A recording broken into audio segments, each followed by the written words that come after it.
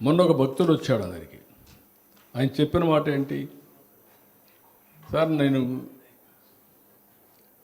122 కేజీల గోల్డ్ వెంకటేశ్వర స్వామికి ఇవ్వాలనుకున్నాను.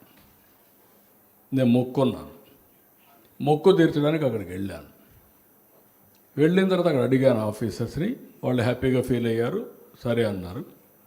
అప్పుడు వాళ్ళ మాటల్లో కనుక్కొని చెప్పారు నాకు, ఫర్ డే వెంకటేశ్వర స్వామి 121 కేజీల గోల్డ్ ఆర్నమెంట్స్ పెడతారు, కిరీటం దగ్గర నుంచి అన్నీ.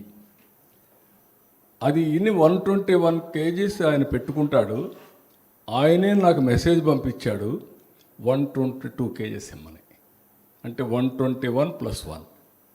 నేను ఎందుకు ఇస్తున్నానంటే జైన్ అతను, నాకు నమ్మకం.